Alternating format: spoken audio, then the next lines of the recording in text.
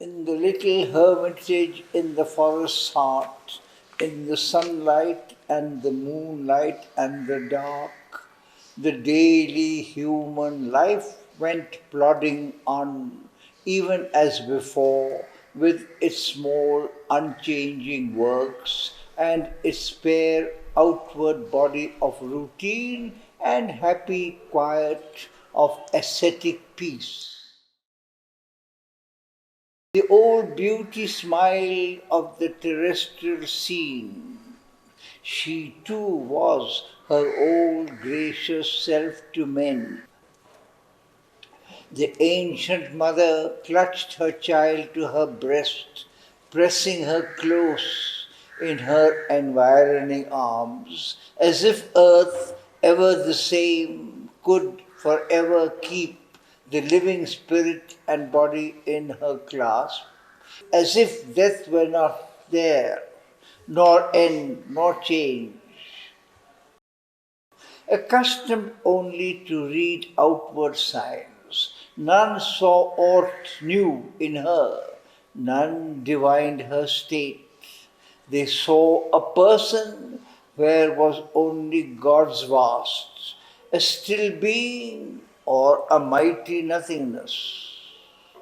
To all she was the same perfect Savitri, a greatness and a sweetness and a light poured out from her upon her little world. Life showed to all the same familiar face. Her acts followed the old unaltered round. She spoke the words that she was wont to speak and did the things that she had always done. Her eyes looked out on earth's unchanging face. Around her soul's muteness, all moved as of old. Awakened consciousness watched from within, empty of all but bare reality. There was no will behind the word and act, no thought formed in her brain to guide the speech. An impersonal emptiness walked and spoke in her. Something perhaps unfelt, unseen, unknown, guarded the body for its future work, or nature moved in her old stream of force. Perhaps she bore, made conscious in her breast, the miraculous nihil, origin of our souls, and source and sum of the vast world's events, the womb and grave of thought, a cipher of God, a zero circle of being's totality. It used her speech and acted in her acts. It was beauty in her limbs, life in her breath.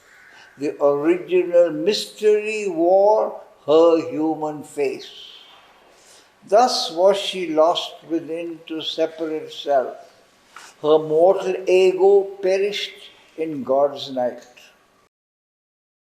Only a body was left, the ego's shell, afloat mid drift and foam of the world's sea, a sea of dream watched by a motionless sense in a figure of unreal reality. An impersonal foresight could already see in the unthinking knowledge of the Spirit. Even now it seemed nigh done, inevitable. The individual die, the cosmos pass. These gone, the transcendental grew a myth.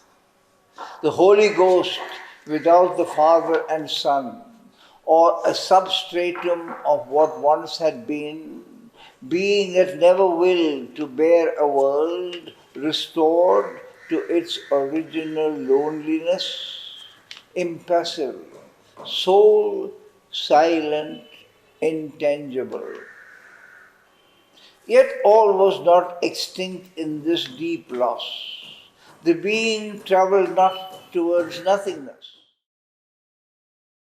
There was some high surpassing secrecy, and when she sat alone with Satyavan, her moveless mind with his, that searched and strove in the hush of the profound and intimate night, she turned to the face of a veiled, voiceless truth hid in the dumb recesses of the heart, or waiting beyond the last peak climbed by thought, unseen itself. It sees the struggling world and prompts our quest, but cares not to be found. Out of that distant vast came a reply. Something unknown, unreached, inscrutable, sent down the messages of its bodiless light, cast lightning flashes of a thought, not ours, crossing the immobile silence of her mind. In its might of irresponsible sovereignty, it seized on speech to give those flaming shape, made beat the heart of wisdom in a word, and spoke immortal things through mortal lips. Or listening to the sages of the woods, in question and in answer, broke from her high, strange revealings impossible to men, something or someone, secret and remote, took hold of her body for his mystic use. Her mouth was seized to channel ineffable truths, knowledge unthinkable found an utterance. Astonished by a new enlightenment, invaded by a streak of the Absolute, they marveled at her, for she seemed to know what they had only glimpsed at times afar. These thoughts were formed not in her listening brain. Her vacant heart was like a stringless harp, impassive. The body claimed not its own voice, but let the luminous greatness through it pass. A dual power at being's occult poles still acted nameless and invisible. Her divine emptiness was their instrument. Inconscient nature dealt with the world it had made, and using still the body's instruments, slipped through the conscious void she had become. The superconscient mystery, through that void, missioned its word to touch the thoughts of men. As yet, this great impersonal speech was rare, but now the unmoving, wide spiritual space in which her mind survived, tranquil and bare, admitted a traveler from the cosmic breaths. A thought came down, draped as an outer voice. It called not for the witness of the mind. It spoke not to the hushed receiving heart. It came direct to the pure perception seat and only center now of consciousness, if center could be, where all seemed only space. No more shut in by body's walls and gates, her being a circle without circumference, already now surpassed all cosmic bounds and more spread into infinity. The being was its own unbounded world, a world without form or feature or circumstance. It had no ground, no wall, no roof of thought. It saw itself and looked on all around in a silence motionless and illimitable. There was no person there, no centered mind, no seat of feeling on which beat events or objects roughed and shaped reaction stress. There was no motion in this inner world, all was a still and even infinity. In her, the unseen, the unknown waited his hour. But now she sat by sleeping Satyavan, awake within, and the enormous night surrounded her with the unknowables vast.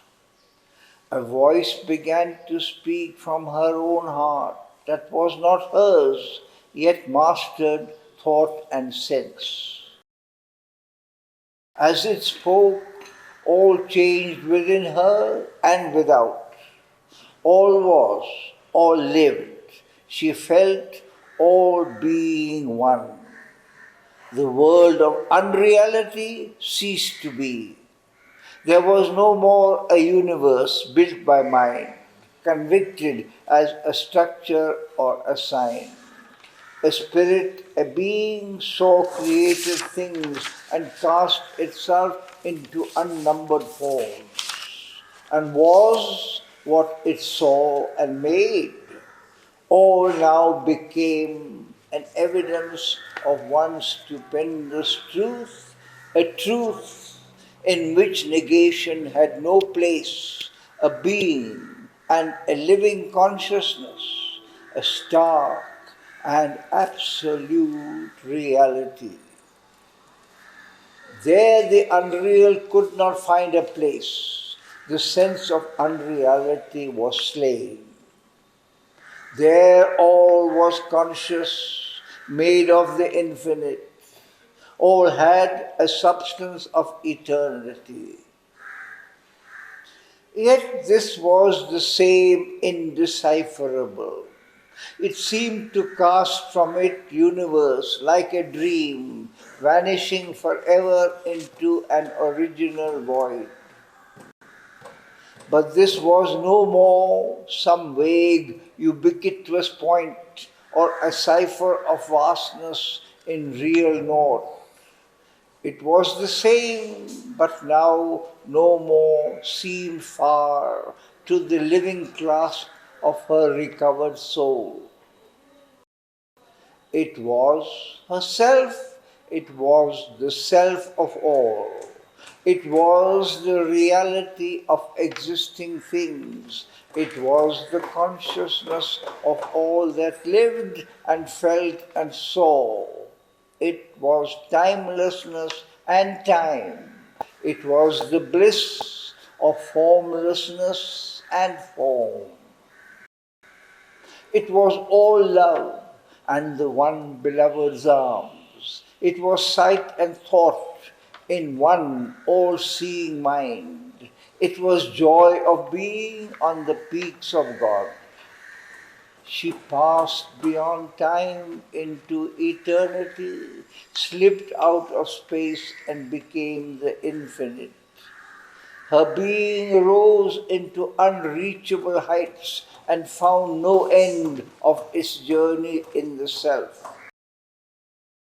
It plunged into the unfathomable deeps and found no end to the silent mystery that held all world within one lonely breast, yet harbored all creation's multitudes.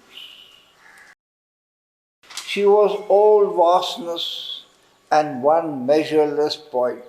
She was a height beyond heights, a depth beyond depths. She lived in the everlasting and was all that harbors death and bears the wheeling hours. All contraries were true in one huge spirit, surpassing measure, change, and circumstance. An individual, one with cosmic self, in the heart of the transcendence miracle and the secret of world personality, was the Creator and the Lord of all. Mind was a single, innumerable look upon himself and all that he became. Life was his drama and the vast a stage. The universe was his body, God its soul. All was one single immense reality, all its innumerable phenomenon. Her spirit saw the world as living God. It saw the One and knew that all was He. She knew Him as the absolute self-space, one with herself and ground of all things here, in which the world wanders, seeking for the truth guarded behind its face of ignorance. She followed him through the march of endless time. All nature's happenings were events in her. The heartbeats of the cosmos were her own. All beings thought and felt and moved in her. She inhabited the vastness of the world. Its distances were her nature's boundaries. Its closenesses, her own life's intimacies. Her mind became familiar with its mind. Its body was her body's larger frame in which she lived and knew herself in it. One, multitudinous in its multitude. She was a single being, yet all things. The world was her spirit's wide circumference.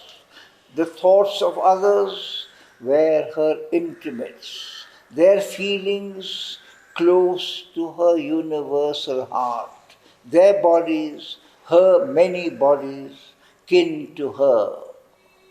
She was no more herself, but all the world. Out of the infinitudes, all came to her. Into the infinitudes, sentient she spread. Infinity was her own natural home. Nowhere she dwelt, her spirit was everywhere. The distant constellations wheeled round her. Earth saw her born. All worlds were her colonies. The greater worlds of life and mind were hers. All nature reproduced her in its lines.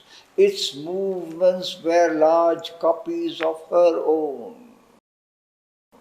She was the single self of all these selves. She was in them, and they were all in her. This first was an immense identity in which her own identity was lost. What seemed herself was an image of the whole. She was a subconscient life of tree and flower, the outbreak of the honeyed buds of spring. She burned in the passion and splendor of the rose. She was the red heart of the passion flower, the dream white of the lotus in its pool. Out of subconscient life, she climbed to mind. She was thought and the passion of the world's heart. She was the Godhead hid in the heart of man. She was the climbing of his soul to God. The cosmos flowered in her. She was its bed. She was time and the dreams of God in time. She was space and the wideness of his days. From this she rose, where time and space were not. The superconscient was her native air. Infinity was her movement's natural space. Eternity looked out from her on time.